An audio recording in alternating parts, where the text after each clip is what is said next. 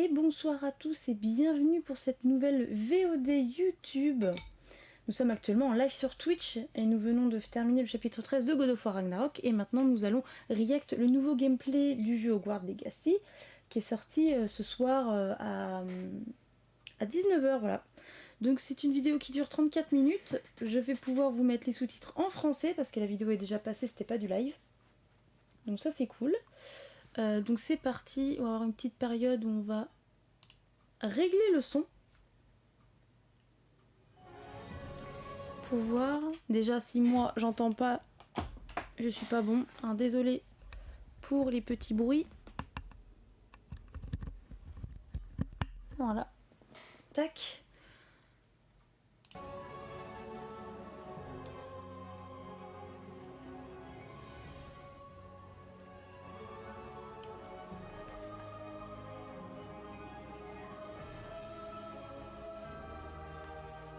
J'espère que vous allez entendre. Assez fort en tout cas.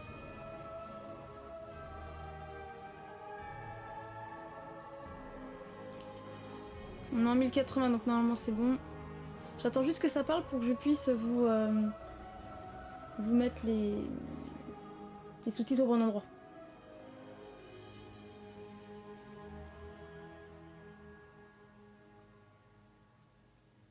Hey everybody, welcome to the Hogwarts Legacy Gameplay Showcase. I'm Chandler Wood, Community... Ah. Là, je vous le mets quoi? Je vous le mets là. Voilà. Manager here at Avalanche Software, and I'm honored to introduce Du coup, you bon to our visionnage à panel tous. today. First up, we have community guest host Ben Snow. Oh my god, I can't believe this is happening. Thank you so much for having me. Et il s'appelle And from Ben the Snow. Avalanche team, we have game director Il Alan fait partie de Sue, Game of Thrones ou... and systems designer Alors j'espère qu'il n'y a pas beaucoup de Cindy blabla. Conrad. And finally, just off-screen, Au pire, on capturing passera gameplay parce que for c'est une us, vidéo maintenant, donc Andrew c'est bien. Corum. Today we'll be giving you a taste of the open world via broom flight, a deeper look at combat using the Dark Arts Battle Arena. Ok, du combat, du monde ouvert avec du vol, avec le balai. Et la salle sur demande. And we're starting right where we left off in our last gameplay showcase, just Ah ouais, outside d'accord. Hogwarts, which I love that you can walk out of the castle after walking through everything and then just come out here and take off on your broom out into the open world. And Alan, I know that's something... Attendez, parce que faut que j'arrive à trouver un endroit, parce que des fois il y a des pages de texte. Là c'est là-haut, hein, j'ai pas le choix. Hein. Après c'est ma cam qui gêne, donc c'est chiant. Yeah, I'm a big fan of just being able to hop on the broom and go anywhere. There's something about kind of like the sensation of everything being open to you, and just I love the proximity. Ah, c'est tellement stylé, t'appuies sur une touche, bam, le balai qui sort. Oui, des baisses de frame là. Ok. I kind of wanted to talk about it just because I feel like, you know, the brooms are fun for me, not just because of all those feelings of exhilaration, but because they're not just, I have a broom and it's done. I actually kind of like some of the mechanics in it. So you see in the lower right, there's a meter there, and occasionally as Andrew's kind of flying up or flying down, you might notice it draining. Ok, donc on peut pas faire ça illimité. And this isn't the present day where all the broom technology is well known and advanced and everything that we know and love. This is an earlier time where they're still trying to figure out, you know, we're not at the 3000 yet, we're at the 11. So. Ok, donc on est vraiment la toute première génération de balais quoi. Because this is just so beautiful. The world just looks so... By the way, the broom, is that like the only one, or can you like upgrade the broom? Yeah, so we have a shop in Hogsmeade, actually a broom shop, and so that sells a variety of different brooms. And it was important to us that the player could customize themselves based on their own aesthetic. So they're purely cosmetic, but if you talk to the shopkeep and help him out, he'll actually sell upgrades. Ah, on peut améliorer notre balai, ok. Those upgrades will make it so that where normally the broom you can only fly, you can only go at max speed. Ouais, système de turbo, tout, ouais, pour aller beaucoup plus vite. Speed without the meter going down, kind of closer to the ground. And as you raise into the air, you'll notice the meter drop. And so those upgrades will allow you to increase that distance from the ground. And the broom owner at the sporting goods store in Hogsmeade is trying to perfect the broom and get better at it and know it better. Oui, des baisses de frame dans leur truc. C'est pas la vidéo, c'est leur capture. Hein. Dès qu'il y a une nouvelle zone, ça... Après, le jeu est encore en train d'être... Il est passé en gold, hein, pourtant, mais... high over everything. Although it is beautiful. Oui, c'est ça que ils ont dit aussi, c'est que là actuellement le jeu est en gold, donc il est fini. Il a juste été repoussé pour Old Gen et Switch, mais pour nous PS5 on est gold, donc là ils vont plus y toucher. À part faire des patchs et tout, en gros au mois de décembre ils auraient pu très bien sortir le jeu maintenant parce qu'il est en gold là. Ils sont tout à fait à l'heure, c'est juste que là ils ont pris 2 mois de plus pour pouvoir corriger les bugs et tout. Donc c'est pas plus mal. And to me, it feels like it's got this kind of surfing vibe. C'est bon signe en tout cas, ils ont 2 mois pour tout corriger quoi.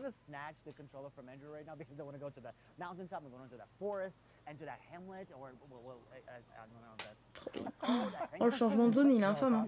Ça se voit. Hein. Après ça s'optit hein, mais is just perfect just because that's what we refer to it as. And so we all know from lore that Hogsmeade is the only all wizarding village within Britain. But we wanted sinon ça va, hein. C'est pas dégueu. Hein.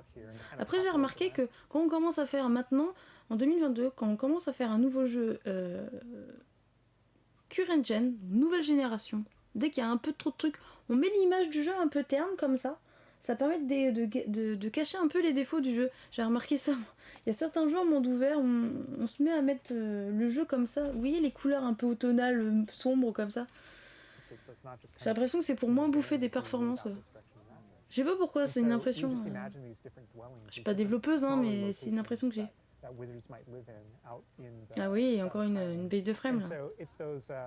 And so we refer to those as hamlets, and they're opportunities to learn those wizard stories, how those different locations have kind of like learned to live, what their relationships are with characters at Hogsmeade and Hogwarts. And so they're both quest opportunities out here and a chance to kind of get to know more of the area, even beyond Hogwarts and Hogsmeade that we've already experienced. And you'll also notice on the mini-map like lots of little icons, and each one of those represent gameplay in the hamlets that you can participate in. You know, whether it's a vendor or different puzzles and challenges. Des défis, des énigmes, des secrets, each one ça. of those icons are different opportunities for gameplay. And you'll notice that same thing as we venture out into the open world as well. So when you go out into the open world and you see those icons, whether they're on the mini-map or on your map or off in the distance, those things are opportunities to say, like, I want to increase my inventory capacity. They're puzzles left behind by old wizards, you know, that you can solve that actually grant you those. If you see ruins off in heureusement, the ça donne des récompenses quand même. them, you might find opportunities to actually expand and learn about your ancient Ah, il y a des secrets sur une magie ancienne aussi, ouais. And as you kind of encounter different enemies dotted on the landscape, sometimes those characters, poachers or dark wizards, might be hoarding different magical resources that are valuable to you as you're playing the game. So each one has kind of like a way to connect to our gameplay loops and provide different opportunities. Ça a l'air d'être complet, hein. Il y a l'air d'avoir beaucoup de choses à faire.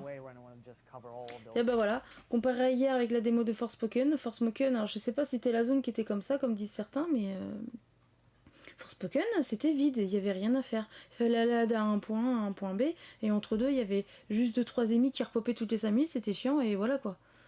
Que là, il y a plein de trucs à interagir, il y a des secrets, il y a des trucs. Well, we've flown on a broom already, but there is something that we haven't done so far, and that is getting on our flying mount. Ah, monture volante. Oh, les bases de frame en chargement là. Oh, c'est stylé. Un hippogriffe qui sort du sac, c'est vrai que c'est pas commun.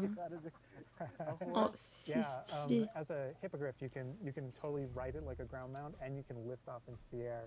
And we try to make sure that each of those interactions, so the broom's really good at reaching that top speed, at kind of traveling the world as quickly as possible. But sometimes it's really nice to get on the hippogriff because of that ground speed or those transitions. And sometimes it just feels amazing just to be riding around on a hippogriff. Yeah, it really is kind of like, I don't know, it's a great feeling being on it. And it's a great feeling managing those transitions, kind of going from run to fly and just being able to go wherever you want. And we tried to make sure that each one of these things that you can interact with have a unique identity and a reason for being. And oh my god, like I see like different like areas, like a swampy area. By the way, can you go to like entire map anywhere you go? There are regions that are like locked from you? Yeah, as soon as you, there's kind of a moment where the world kind of opens up to you outside of Hogwarts as a student, and right from that moment, early on in the game, you can go wherever you want. And so you might find more difficult challenges. Ok, faut pas non plus avoir 15 heures de jeu pour pouvoir aller en dehors de Poudlard. Oh, les bases de frame. C'est le seul truc qui me choque pour l'instant. Alors, ils ont encore 2 mois, donc ils peuvent opter le jeu pour que ce soit nickel chrome. Les chargements de zone, ça fait mal, hein. Puis je sais pas sur quelle machine ils font tourner ça, alors ils jouent sur quoi là? Sur PS5, je pense qu'ils sont sur PS5, mais... Yeah, I love this vista too, and I'm gonna have Andrew stop here. We're gonna use a bit of dev magic to change the seasons. Actually, I want you to see what this world looks La like. magie de dev pour changer la saison. Yes. Ah yes. Le monde ouvert en mode neige.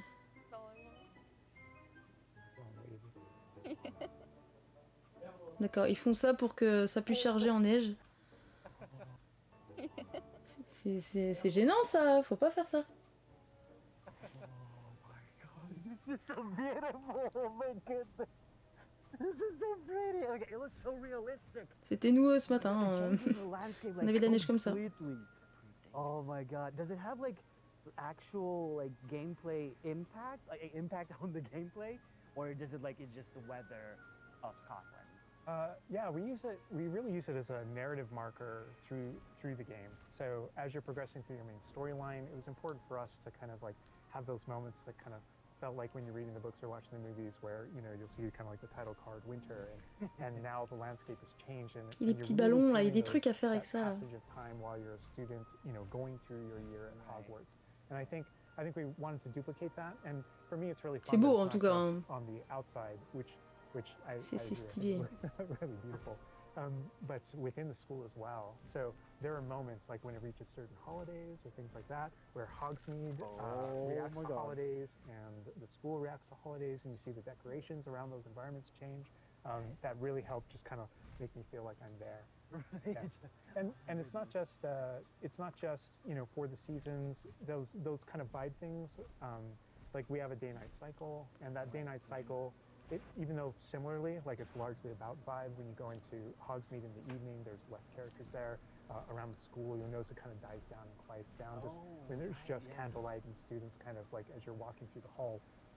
But in that day-night cycle is where we've kind of placed a few items where, you know, whether or not you can collect them or whether or not you can interact with them that are a little bit restricted by the day-night cycle. And I love Andrew's flying up here, really high up on the hippogriff. And we're just looking at this view of Hogwarts in the distance. It's just absolutely beautiful. It's part of what I love most about flying around. C'est vrai que le système de vol, il est quand même bien. Après, je pense qu'il y a des systèmes de TP quand même. J'espère. I still can't get over, like, no matter, I play this so much, but I still can't get over the fact that I can see Hogwarts out there. C'est vrai qu'on voit Poudlard à l'horizon, hein. C'est pas une sorte de truc pixelisé ou brouillard fait exprès parce que ça charge pas, quoi. All the places I can just fly my hippogriff, land in the courtyard, enter the front doors, and just walk, you know, to the library, to class, or to greenhouse, or to my common room. That it's all contiguous and just kind of like one space is still exciting to me after all this. I mean, I'm I'm speechless right now. Just absolutely beautiful. D'ailleurs, ton hippogriffe peut se prendre un arbre là avec ses ailes ou ça passe à travers? Il n'y a pas l'air d'avoir de collision. Hein. Ah oui, les combats.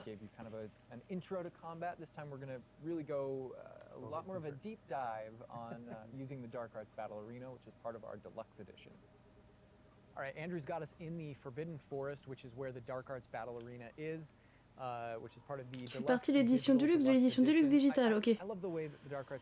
Qui est, si je dis pas de conneries, 90 boules. Hein.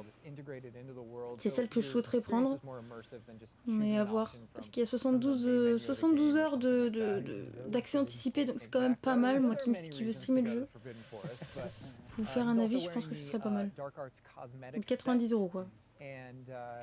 Here he's pulling out the Thestral, which is part of that Dark Arts pack from the Deluxe and Digital Deluxe. Du pack magie noire des éditions Deluxe, ouais.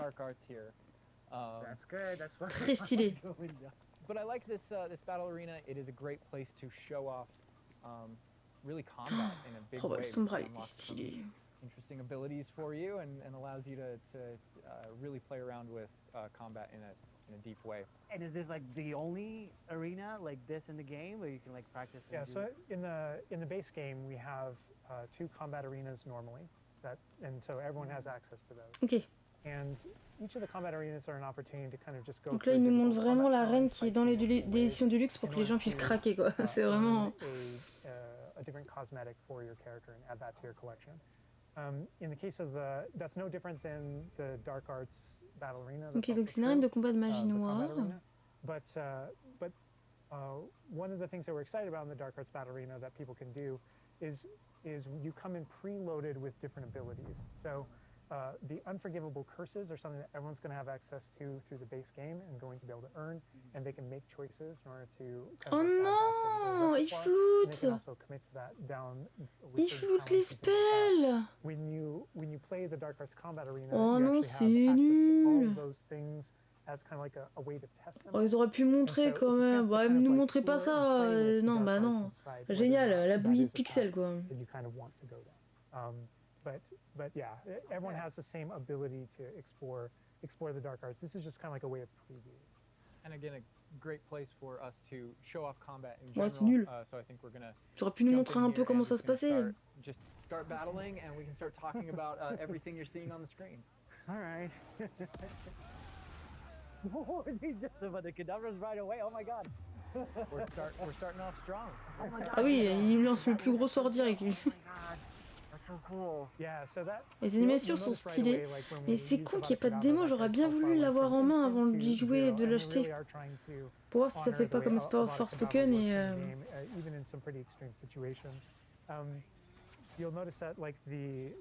Il utilise quoi pour tirer? C'est R2, non?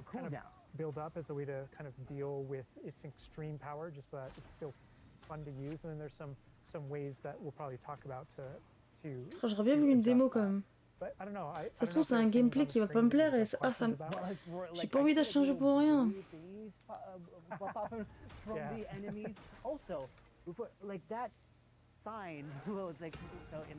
Je crois que c'est R2. Ah non, R2 c'est pour la sélection. J'espère qu'il utilise carré, ce serait cool. Parce que j'aime bien utiliser... J'arrive pas à savoir.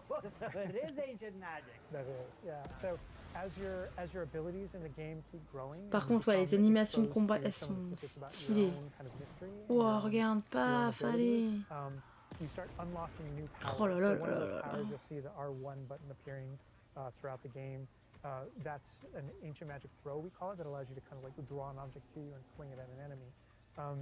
But whenever you see the R1 or the L1 plus R1 appear over somebody's head. D'accord, donc les arènes, il y a des sortes de vagues et tout, faut survivre quoi. Ancient magic spell to do a ton of damage against the character. And the way that manifests itself depends on the type of enemy that you're fighting. And you'll see a wide variety of enemies in here that are pressuring the player in different ways. You'll notice there's abilities that kind of bubble up under the. Du coup, je regarde le gameplay, je lis pas ce qu'il dit. And there's different ways that we want the player to kind of move around on the battlefield. And that's actually a good link to the ancient magic meter in general. And the reason why I say that is because as you're doing different things in combat, you're protegoing and you're doing different abilities and you can kind of spec into it with your talents. There are different ways donc c'est vraiment comme dans les... les animations sont vraiment vraies comme dans les trailers qu'on voit et tout. Ça c'est bon signe. J'aimerais bien savoir comment... Il y a flèche gauche et de droite pour changer certainement le sort.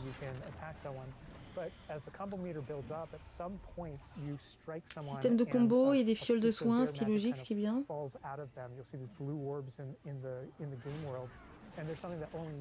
Ah, il y a une petite icône qui te dit attention, tu te fais attaquer. Ça j'aime bien. J'ai envie d'esquiver. Suck them in, they give big jumps to that ancient magic meter as we're playing. We're talking a lot about spells and magic here, but I think there's another huge component of combat, and that is the tools that you can bring to combat as well to kind of change the way you play. And I think Mackenzie knows a lot about what's going on with the plants and potions. And so the tools are really interesting because they're basically like a prior investment. So you can bring the potions and the plants that you grow in the Room of Requirement to combat to essentially kind of help you defeat enemies a lot quicker and more efficiently. So some of the tools that you'll see here are like the rock skin potion. So that is something that basically covers your skin in this like rocky material that reduces the incoming damage that you're receiving. So against big enemies, hard-hitting enemies like trolls, That's super helpful. Ah, il y en a deux. Oh my god, he's just destroying. The troll just collapsed from whatever the kid. Obviously, Ouais, we bah, have ce the sort-là, renewal oui, potion forcément. as well, which increases your health. And then we have the focus potion. So when Alan talks about having to balance Avada Kedavra with a long cooldown, because obviously it's an instant kill, one thing that you can do is brew a focus potion, and that will increase Hop, hop, how petite quickly popo. your cooldowns Quick. regain. Right. There's just so much like. Ah, j'avais peur que ça pète justement hein, quand il tape dedans, mais non, non, ça pète pas.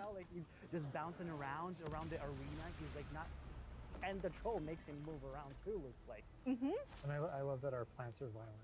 Yes, and so that's like when we were talking about the almost the. Attends, mais ils sont combien dans leur cycle là?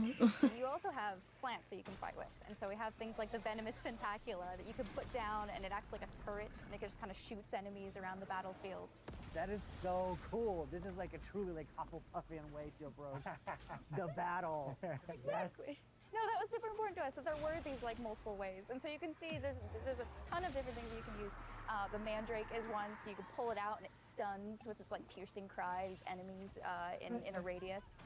And another thing I want to call out that we're seeing on the side of the screen here is these dueling feats, which Les I exploits love de duel, because ah ouais. I love anything that prompts me to play a game in a different way, a unique way. I don't want to get stuck in my style, you know.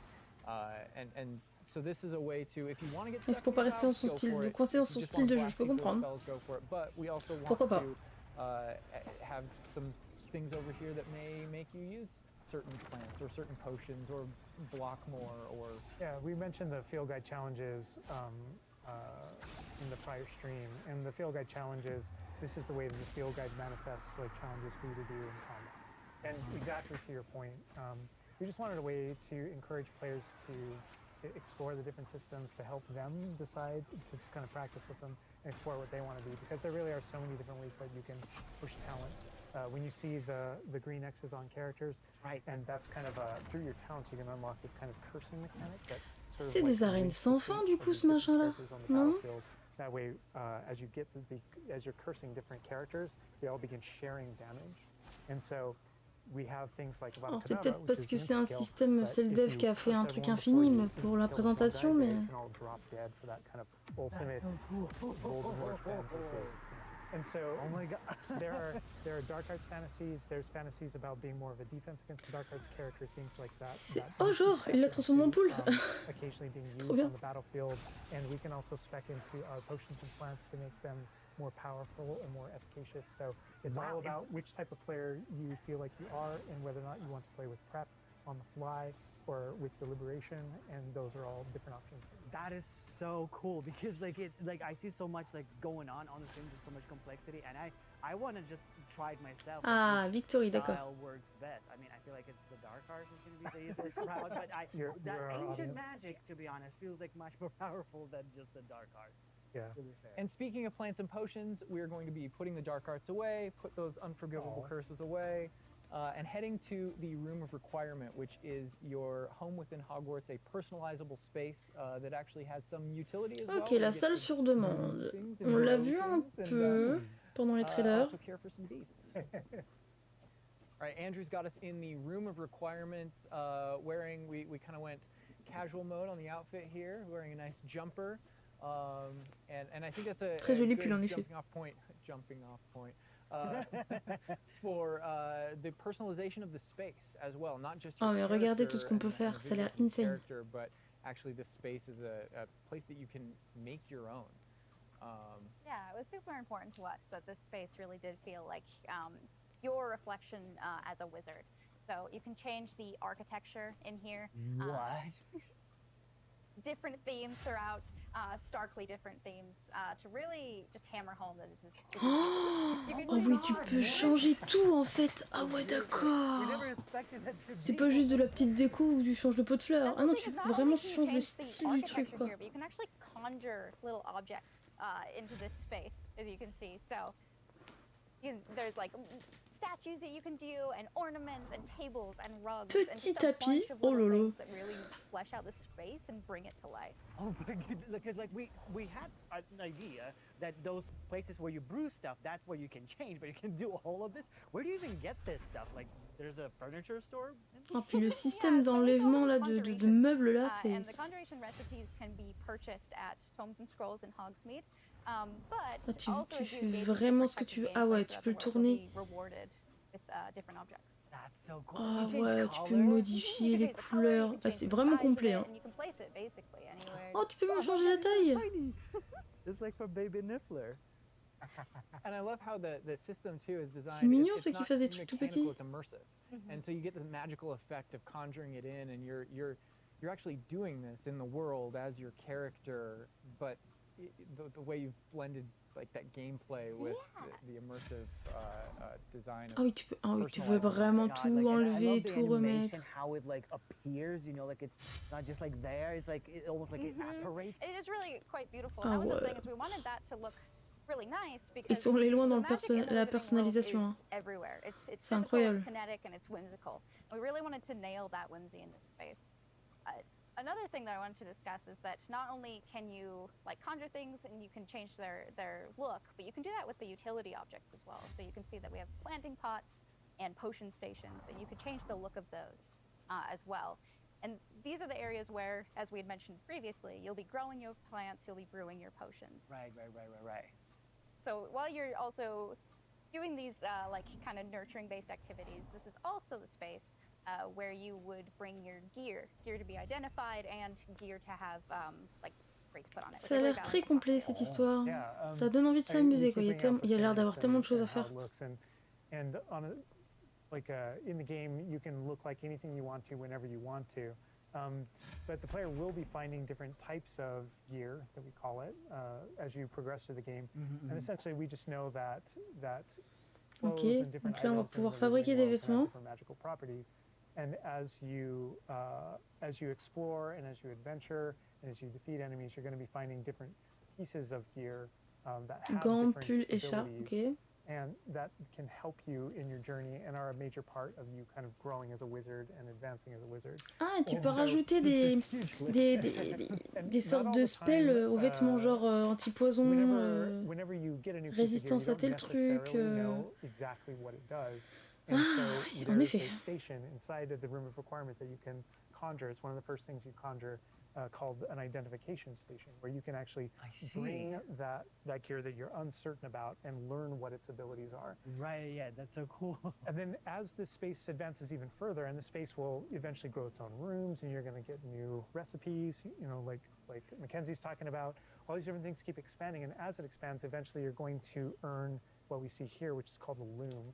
And when you set up a loom, it's an ability to essentially customize exactly which magical properties are on your Ah, gear, tu peux, and take any piece of gear and adjust its properties. tu peux améliorer tes tweak what it vêtements. does. Ah And oui. I mentioned earlier that you can make anything look like anything. The collection of appearances, we call it, or cosmetics, we've been referring to it in this stream. Those types of things you can use, and you can apply a look to any other look. So if you get a piece of gear, you put it on, you look like that, but you can change it to look like whatever you want. That's so cool. And like you can just put some ability. On peut to the rajouter sweater, qu'une but they can capacité par vêtement swap apparemment. Yeah. Il a l'air d'avoir ability. qu'un emplacement. And appearances, you can edit whenever you want in the gear screen. The loom is specifically about applying. Ouais, c'est ça. Ok, le petit point bleu en fait, c'est and applying larger upgrades. les slots. that just Alors kind of est-ce grant qu'on you peut greater mettre plus de statistical slots plus tard? Je sais pas. or give you really specific abilities that blend in nicely with where you're trying to go with your combat fantasy or talents and things like that. Interesting. I'm just seeing that they're just like pumpkin fur, mooncat fur. Where does that come from? Yeah, and so you'll notice that the ingredients that are used to add traits and to upgrade your gear are based around beasts. Ouais, donc il va So falloir this is where farmer we de la get to the créature beast pour avoir care, des section, ingrédients, which is etc. inside this vivario. Kind of bigger space on the inside. Idea. Oh, And so you pardon, can see c'est quoi here we have ça? a couple of beasts out. We have a graphorn and a mooncalf and a niffler and a neasel as well. So Oh my quite a God. variety. Oh my god, he's just like a big puppy. They're I so love their cute. cuddling. I know, oh my god, they're together. Oh, That's so cute. They're adorable. And so part of beast care is petting them as well, but feeding them too. And so once you do those things, that's when they feel safe enough. They'll give you their magical ingredients. So mooncalf fur, niffler fur, etc. That can then be used in your gear. That is like so like intuitive because like you know that makes sense because when you touch the animals you get some fur leftovers. That's so. Oh my god. Oh, les we really want to niffleurs. hammer home the fact that this is like a home that you're making for them. So in the overland you can find these beast dens and rescue these beasts. Part of doing so is brushing them and feeding them food as well, and to build that relationship with your beast. In addition to be able to care for beasts, you can actually conjure things in this space as well. C'est un monde dans un monde, quoi. C'est Right. vraiment... And so we have like a lot of little ornaments in this area, and a lot of them are purely cosmetic, but they look really cool. Again, it's the personalization of this space. Oh my goodness. No, Tu this peux is vraiment like, I'm tout gonna spend personnaliser 8 comme tu veux, quoi. hours just C'est incroyable. designing this whole area to Oh, il y a put des that- gens, this ils is like vont, you have this ils vont little te faire des play décors. area, like a personalized Moi, je suis nulle en fish déco, tank, mais so to il y a des say. gens, ils vont te faire des dingueries. Just for the creatures. I love it. Yeah, no, totally. And there's like a decoration aspect, but there's also, we were saying inside as well, is there's a utility aspect to it too. So as you progress in the game and you're able to purchase more conjurations, you're able to speed up your process. So one of them, C'est quoi? for example, is the food Ah, la processor, station de nourriture. which allows for the beast in the space Automatiquement to une nourriture. Ah automatically ouais, get les food, so you don't créatures et have to tout. do it manually. Ok, And c'est so trop you're bien. really building the progression for yourself. Bah, ils ont here. vraiment pensé à tout, hein, c'est In addition, vraiment... there's also a toy box where you, Oh, where you can play with your beast. Oh, tu peux mettre des jouets pour tes You'll see here, créatures, yeah. So you pour qu'ils can, s'amusent. There's a bunch of toys in it, and each beast has their own favorite toys. So as you can imagine, the mooncalf really likes the moon ball, or the neasel, as like a little cat, really likes to chase the yarn ball as well. Right. And they're Oh, super wow. cute. Oh my god. Watching them. it's Oh, so regarde, il interagit avec... Ah oui, trop The big thing we really mignon. wanted to hammer home is that the world is a dangerous place. trop And mimi. so by going and rescuing these beasts and bringing them back here and caring for them, you're really helping them out. There's poachers in the overland who hunt these beasts for their material. So instead, you're caring for them. You're giving them a home. Right. Oh my god, this Raptor is just gigantic. But he looks like my dog. Looking at my dog right now, for sure. S'il a un chien gros comme ça... You could actually name them as well. So, Ah, like tu your peux les dog. renommer. So C'est un getting Pokémon, back quoi, into c'est- that personalization, you know, yeah, we didn't want you to just like throw in, oh, here's Ah, ils sont sur PS5. Alors, moi, on est sûr que c'est sur This PS5. can be named whatever Andrew's about to name them. Bruce. Bon, il écrit très vite, par contre. Il a une interface PS5, mais il utilise un clavier de PC. Hein. And you can get additional vivariums, correct, to different kind of aesthetics and looks to where you're keeping Yeah. your beasts and caring for them. Progression is a big part of this space as well. So as you progress through the story, you will unlock more vivariums. So as you can see, this one's quite meadow themed, big, open, bright. But there's other ones, say like a swamp that you might encounter. And it's really a visual effect to and more space for your beast. Oh, so it's like those. So when we're inside the room requirement, there's like on the left, there's that moon glow from one entrance, and then some shrubbery going on in the right. Is that what you're talking about? Yep, that's exactly it. Ah. Oh, you put trees in here too. Oh my goodness. And another thing with the beast care that I think is great, you know, tying back to the same kind of thing that you did with like the broom, where the broom is not just a method of travel, it's actually built in and integrated into the world. In the same way, like beast care isn't just this added element. You're not just throwing it on top. There's really this like narrative and integration to. Que tu peux récupérer des Yeah, everything minéraux. connects. So as you progress through the missions, you'll expand the space. As you earn resources, you'll go into Hogsmeade and use them to unlock the gameplay here and unlock new conjurations and different things to play around with. In the open world, it's in those different environments, like the different combat and conflicts and bandit camps and different things like that exist in the overland. Those things are what hold Oh, c'est recipes stylé. that exist Oh, in tu the peux loom. vraiment tout So all these things personnaliser, have a mais way of alors... connecting. Oh, Moonstone that you find out in the world is the resource that we use to conjure everything. That's found throughout the world. Forgeables are used for recipes. So really, everything's like a cycle and keeps you coming back. But even with the story that's being told too, I think people know who Poppy is and Oh, that c'est she stylé. has a particular affinity for beasts. Yeah, I mean, I think everything we're seeing here, you're going to be venturing out into the world, and this is just kind of the tip of the iceberg, even of kind of like your interactions with beasts in that narrative. So, you bringing up Poppy, there are more kind of mysteries to discover and things to discover out in the world that have to do with her and that have to do with caring for beasts.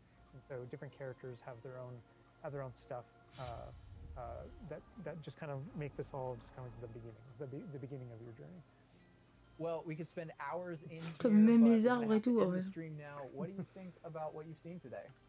I mean, I'm just so blown away by how beautiful it looks. The open world seems so detailed. Ouais, il a l'air There's d'avoir so many things tellement de to do, choses à like the faire. combat. Oh, We're gonna spend like il y a peut-être 2 besoin weeks d'une or toute more petite just optique breaking encore, it mais down by c'est pieces. franchement c'est pas mal. Hein. There's just so much Mais après il est en gold là, donc là je pense pas to qu'ils vont this trop y toucher. world. Like, I'm so happy you guys did this overall gameplay. And that's just the tip of the iceberg. We've got more for you to discover and find on your own. Thank you so much for being here. Thank you for watching. Hogwarts Legacy is available for pre-order now. It releases February 10th with 72-hour early access for owners of the Collector's, Deluxe, and Digital Deluxe Voilà, donc qu'est-ce edition. qu'il disait dans les précos pour les éditions collector, 72 heures, hein, donc Bye. c'est 3 jours, ce qui est pas mal. C'est pas du 24 ni 48, c'est 3 jours. Ah, qu'est-ce que tu veux nous montrer?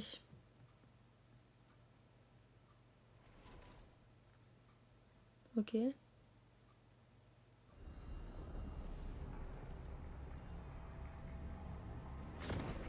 Quoi? Pourquoi il s'était... Ok. Ah vas-y, là, il nous laisse poireauter, là, allez. Bon. Bah ça donne encore plus envie d'y jouer. Voilà. Ça a l'air très complet. Très complet. J'ai juste vu au début un monde ouvert, les petites baisses de frame en changement de zone, mais ils ont encore 2 mois pour opti le truc, donc bon, je m'inquiète pas trop. À voir. Le seul truc qui m'a fait suer, c'est qu'ils ont flouté l'histoire du spell, là, j'aurais bien voulu voir. Mais bon, ça, on n'y peut rien. C'est comme ça. Ils peuvent pas tout montrer. Et on va s'arrêter là du coup pour cette mini VOD sur YouTube. Donc j'espère que cette vidéo vous a plu. Pour YouTube je parle. Pouce bleu, vous abonnez si vous aimez ce genre de contenu. Et on se retrouve bientôt du coup pour une VOD pour Pokémon du coup. Voilà. On se retrouve demain soir 22 h pour la suite de Pokémon Violet. Ceci va aussi signer la fin du live. Je vous fais des bisous. Bonne nuit, reposez-vous bien. À demain soir. Allez, ciao. J'ai perdu ma scène. Alors du coup c'est long, c'est très gênant. Salut.